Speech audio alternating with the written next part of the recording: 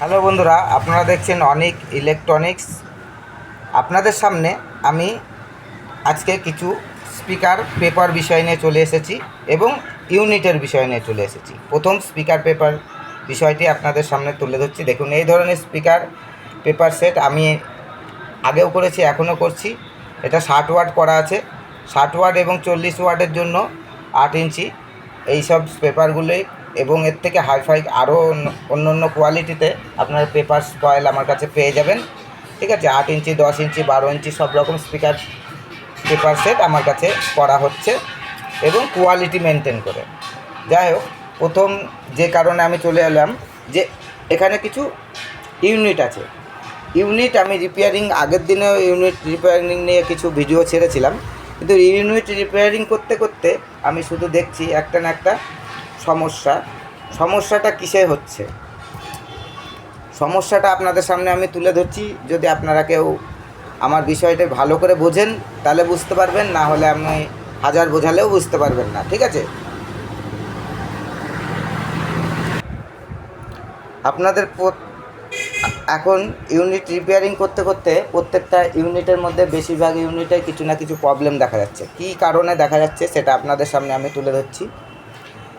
যে কারণটি হচ্ছে, প্রত্যেকটা ইউনিট আপনার হয়তো 60 ওয়াট, তাহলে 60 ওয়াটের ইউনিটে আপনি কি 80 ওয়াট এলটি ব্যবহার করতে পারবেন? অবশ্যই না। তাহলে আপনার কি প্রবলেম হবে, কি ক্ষতি হবে? ঠিক আছে, এখন বাজারে খুব এলটি বিক্রি হচ্ছে, ইউটিউবে বিক্রি হচ্ছে, ডাইরেক্ট বিক্রি হচ্ছে। ঠিক আছে, তো সেই সব জায়গা থেকে আপনারা এলটি কিনে নিচ্ছেন। কি কারণে নিচ্ছেন? সাউন্ড কোয়ালিটি খুব তেজ, খুব হাইফাই সাউন্ড দেখে আপনারা কিনে নিচ্ছেন যে আপনার 60 ওয়াটের এলটি 80 ওয়াটের মতো বাজবে, 100 ওয়াটের মতো বাজবে। এটা কিন্তু আপনারা সাউন্ডের দিক তাকাচ্ছেন, কিন্তু নিজের মালের ক্ষতি করছেন। ঠিক আছে, কারণটা আমি বোঝাচ্ছি।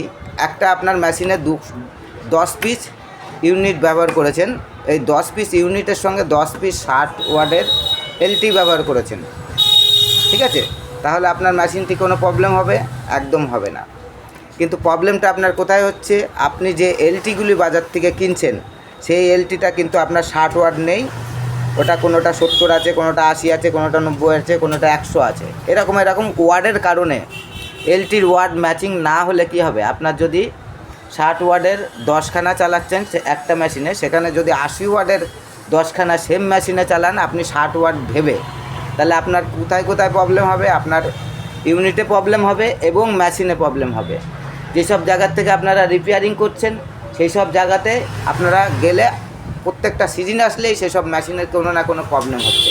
সেটা আপনারা বুঝতে পারছেন না, যে আপনারা ঘন কেন আপনাদের মেশিন খারাপ হয়, প্লাস আপনাদের ইউনিটের প্রবলেম হয়।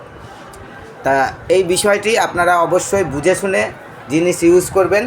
যাই হোক, আমার কাছে যেসব দাদা ভাইরা রিপেয়ারিং করতে চান, ইলেকট্রনিক্স অল প্রোডাক্ট আমার কাছে রিপেয়ারিং হয়, অল ইলেকট্রনিক্স। ঠিক আছে, এখানে ঘরে ব্যবহার করার মতো এবং মাইসের দাদাদের জন্যও সব রকম কাজ আমার কাছে করা হচ্ছে। আমাদের ঠিকানা নদিয়া শান্তিপুর স্টেশন থেকে হাঁটাপথ জোড়াকালী মন্দিরের সংলগ্ন অনিক ইলেকট্রনিক্স রিপেয়ারিং সেন্টার আমাদের শপের নাম, এবং আমাদের চ্যানেলে দেওয়া নাম্বারে যোগাযোগ করবেন। ধন্যবাদ বন্ধুরা, পরবর্তী ভিডিওতে আবার নতুন কোনো ধামাকা নিয়ে আসবো। অবশ্যই আমাদের চ্যানেলটিকে সাবস্ক্রাইব, লাইক ও শেয়ার করবেন। ধন্যবাদ।